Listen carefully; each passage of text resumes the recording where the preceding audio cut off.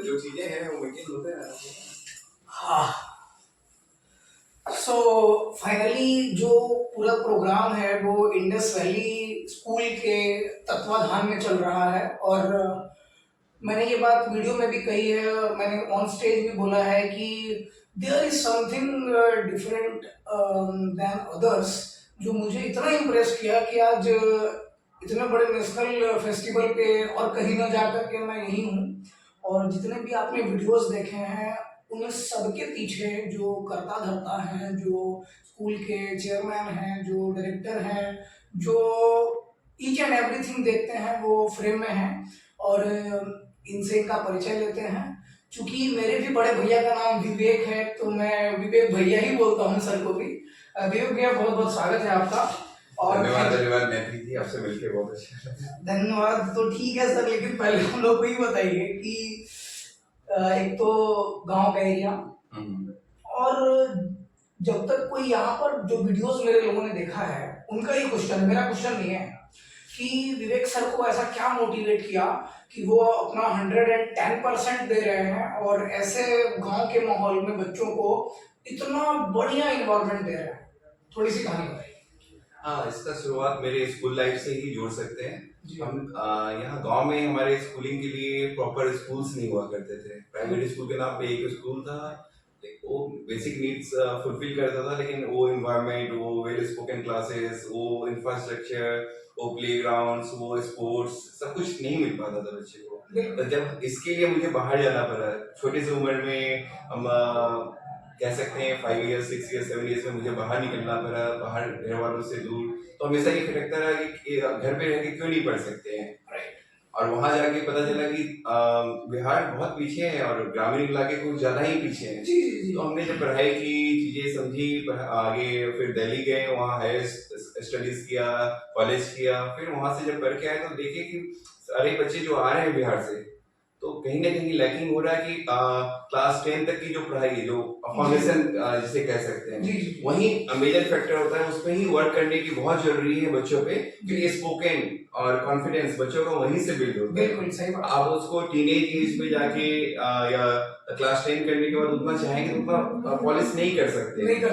जो माइंडसेट बच्चों का बन जाता है, या जो कॉन्फिडेंस बच्चों का जो स्टार्टिंग लेवल में जो आता है, वो आगे चल के उसके कैरियर को ग्राफ देने में काम आता है। इसलिए मैंने कहा कि वो चीजें जो मैंने वहाँ जो मैंने देखा, हॉस्टल में रहा, वो सब चीजें मुझे मोटिवेशन दी और आइडिया दिया कि उस चीज को मैं यहाँ पे भी लेके आ सकता हूँ। तो मेरा अप्रोच ऐसा लेके आया कि मैं दोनों चीजें को मिक्स करके लाया कि जो हायर स्टडीज को बच्चे जाएं तो उनको जो एक्सपोजर चाहिए, नए नए स्मार्ट क्लासेस, कंप्यूटर लैब, जो एडवांस टेक्नोलॉजी, उसको भी लेके आए और बेसिक रूट को भी लेके रखें कि जो फाउंडेशन कोर्स हमारे अच्छे से चल पाए। इस सबको मिक्स करके मैंने इस स्कूल का स्टार्टिंग यहाँ पे किया। और शुरू से हमारे फैमिलीज एजुकेशन को लेके बहुत आगे रहा है, क्योंकि हमारे जो ग्रैंडफादर्स रहे हैं, जो फोर फादर्स हमारे रहे हैं, उस गांव को एक्चुअली हम इस गांव जो रायपुर है, इस गांव को हम लोग ने ही बसाया हुआ है। ये जो यहाँ पे जो SPLC हाई स्कूल है, उसपे SPLC हमारे फोर फादर्स का ही नेम है, श्री बाबूलाल लक्ष्मण चौधरी। पूरा स्कूल दान करके वो पहले गवर्नमेंट से एप्लीकेशन लेके अभी +2 तक, इंटर तक की पढ़ाई चल रही है वहाँ। तो हमारी उसमें कहीं ना कहीं हम लोग की फैमिली हिस्ट्री का काम रहा है। फिर हमारे जो दादाजी थे, जिनके नाम पे जो हमारा स्कूल जिनके ट्रस्ट के अंदर चल रहा है, सूरज चौधरी, उनका भी यही माइंडसेट था। वो भी इस फील्ड में आके, जैसे मैंने कहा कि मैंने स्टार्टिंग में कुछ प्राइवेट स्कूल्स में यहाँ पे पढ़ा था, तो जितने भी प्राइवेट स्कूल्स यहाँ रायपुर में आए, वो कहीं ना कहीं एक पॉइंट पे मेरे अंडर ही स्टार्ट हुए होंगे। मतलब लगभग यहाँ 8-10 प्राइवेट स्कूल्स है, नाम मैं नहीं लेना चाहूंगा, लेकिन वो स्टार्टिंग में हमारे यहाँ स्टार्ट किए कहीं ना कहीं हमारे जमीन पे या हमारे मार्केट में, क्योंकि पूरा एरिया हम लोग का ही, मानिए इधर हम लोग का ही रहता है। तो हमारे मोहल्ले में ज्यादा बच्चे हैं जिनको वो लोग टारगेट करते थे। तो सब एक दूसरे से जुड़े हुए थे, 8 स्कूल्स होंगे 5 जो हमारे अंदर। तो वहीं से रहा, हमेशा लगाव रहा है प्राइवेट स्कूल की। फिर कभी मैंने उनको वो ग्रोथ, वो अचीवमेंट नहीं देखा जो मैंने आगे जाके पाया था, क्योंकि वो उसी तक रह गए। और बच्चे को फिर आगे गवर्नमेंट स्कूल्स भेज देते थे, क्लास 8 के बाद फिर वही बिहार बोर्ड जाते थे, फिर 9-10 वहां से करके फिर जब DU में जा रहे थे, एडमिशन में कट ऑफ में कहीं, मतलब ये नहीं कर रहा कि मेडिकल और IT की तो मैं बात ही नहीं कर रहा, मतलब DU जो बेसिक यूनिवर्सिटीज है, DU है, JNU वहाँ भी कट ऑफ का खेल होता है। जी जी। तो वहाँ पे प्रॉपर अगर देखा मार्क करना है तो उसके लिए तो प्रॉपर इंग्लिश होना चाहिए। बहुत बच्चे जरूरी है। वहाँ पे जाके बाहर आप जाइए, दिल्ली चले जाइए, मुंबई चले जाइए, वहाँ पे क्यों ही Bihari word as a slang माना जाता हाँ है? बिल्कुल, आज क्योंकि वहाँ पे जो हमारा जो स्पोकन है, हमारा जो कल्चर है, वो बहुत कमजोर प्रेजेंट किया जाता है। बच्चे उतना कॉन्फिडेंस नहीं बिल्ड करते। लेकिन अगर देखा जाए तो हायर जो जितने भी सीनियर रैंक्स है, सब पे बिहार के ही लोग बैठे हुए हैं। आप इंडिया से बाहर चले जाएं, बहुत सारी कंट्रीज में आपको बिहार के ही लोग मिलेंगे। मॉरिशस तो पूरा बिहार बसा हुआ है, और भी 2-3 कंट्रीज यूट्यूब पे आते रहते हैं। तो सर के कहने का मतलब ये था, मैं अपने आसान शब्दों में बता दूं कि जिन जिन चीजों के लिए, जिन जिन चीजों की मूलभूत जरूरत चीजें हैं जो आगे चल के आपको अपर स्टडीज में हेल्पफुल हो सकती हैं, उसको भैया क्या कर दिए हैं कि बिल्कुल ग्राउंड लेवल से स्टार्ट कर दिए हैं। उसी टाइप का इंफ्रास्ट्रक्चर, उसी टाइप के टीचर्स, उसी टाइप का माहौल। तो सर ये जो बच्चों के अंदर आपने एक होता है ना कि हेजिटेशन का पार्ट खत्म कर दिया है। हालांकि बात करने के लिए बहुत सी बातें हैं। सरकारी स्कूल के बच्चे स्पोर्ट्स में भी बहुत आगे हैं, जो अपने स्कूल को अलग अलग डिस्ट्रिक्ट में स्टेट तक शायद रिप्रेजेंट कर रहे हैं। स्टेट में कबड्डी में गए थे। अभी हाल ही फिलहाल विवा मेमोरियल स्पोर्ट्स हुआ था, उसमें स्कूल हमारा ओवरऑल रैंक में सेकंड था। फिर इनफैक्ट कबड्डी में हमारी टीम फाइनल में गई थी डीपीएस लगमा के अपोजिट, जबकि फर्स्ट टाइम एक्सपोजर है। फर्स्ट टाइम, वही मैं भी कहना चाह रहा हूँ, ये फर्स्ट टाइम एक्सपोजर है भाई। इसके पीछे कोई मतलब वो जो लोग बोलते हैं ना कि 10-15-20 साल की मेहनत है, नहीं, 10-15-20 साल की का सपना है।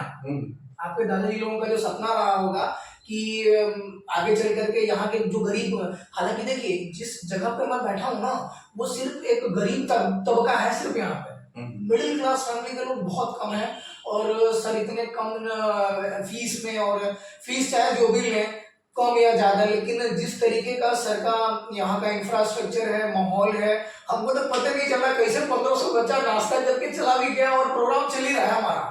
तो जो मैनेजमेंट सिस्टम है सर वो भी बहुत अच्छा है। इसका मतलब ये हुआ कि आपके जो सहकर्मी हैं विद्यालय में जो काम करने वाले हैं वो भी बहुत अच्छे हैं। नहीं, बहुत अच्छे हैं। हम लोग ने चुन के हर फील्ड से मैनेजमेंट लेवल पे, जैसे हमारे जो मैनेजर हैं प्रेम सर, या हमारे जो वाइस प्रिंसिपल हैं मिथिलेश सर, या हमारे जो कोऑर्डिनेटर्स हैं, या हमारे जो एडमिन देखते हैं उपकार जी, हमारे जो ट्रांसपोर्ट इंचार्ज शंकर जी, मतलब सब एक एक अपने जगह पे बहुत अच्छा काम कर रहे हैं। और सबका एक्चुअली सबका माइंडसेट हमने ऐसा बना रखा है, स्कूल तुम्हारा है जी बिल्कुल। हाँ, और आप इसको जिस डायरेक्शन पे लेके जाएंगे, और सब ज्यादातर मानिए बहुत सारे स्टाफ हमारा 60-70% लोकल है, और हमने लोकल को भी लेके चल रहे हैं। ये नहीं कि सिर्फ कहने के लिए, जैसे माइंडसेट गाइडेंस का बन रखा है, ग्रामीण लोगों को हम बोलना चाहते हैं, आप लोगों ने माइंडसेट बना रखा है कि सारे बाहर के टीचर्स होने चाहिए, सब कुछ ऐसा होना चाहिए। तो क्या बिहार के लोग आपके कम है?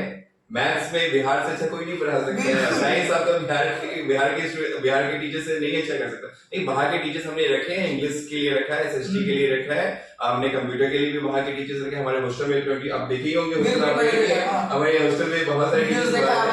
लेकिन लोकल जो टैलेंट है उसको हम इग्नोर नहीं कर सकते, उनको हमें लेके चलते। ओके, वो हमारे पिलर्स बन के चलेंगे, मैं रहूं ना रहूं, लेकिन वो जो पिलर्स है वो अपने कंटिन्यू अपना काम करते रहेंगे और उसको आगे लेके चलते जाएंगे। जो माइंडसेट हमारा डेवलप होगा, जो हम थिंकिंग के साथ स्कूल को नींव डाले हैं, उस चीज को आगे ले जाने के लिए एक आदमी की सोच नहीं चाहिए, उसमें एक पूरा टीम का वो सोच होना चाहिए। तो सर से बातचीत करते रहेंगे हम लोग। मैं तो हमेशा विजिट करता रहूंगा, because Indus valley school is all the best. मतलब हर एंगल में, ऐसा नहीं है कि मैं भैया ने मुझे कुछ दे दिया इसलिए मैं बोल रहा हूँ। इस वीडियो के बाद जो वीडियोस आने वाले हैं उसमें जब आप बच्चों का परफॉर्मेंस देखेंगे तो उस परफॉर्मेंस के पीछे के जो टीचर हैं वो सर, और जो पूरा मैनेजमेंट सिस्टम है ना, मजा आ जाएगा आप लोगों को देख करके कि और बच्चों ने ऐसा भी नहीं किया है कि बोरिंग प्रोग्राम था। हर प्रोग्राम ऐसा था जिसकी कुछ ना कुछ कहानी थी और एक मोटिवेशन मिलता है, उससे लोगों को मैसेज मिलता है। तो thank you so much sir for thank you so much. और मुझे मौका देते रहिए। नहीं, आप आते रहिए ऐसे ही, तभी तो हम लोग का मन भी लगा रहेगा, आपसे मिलने में बहुत अच्छा लगता है। चलिए, thank you so much. Thank you. बहुत बढ़िया, अभी सुनाता है हो गया, बढ़िया, हिल जाएगा। हेलो।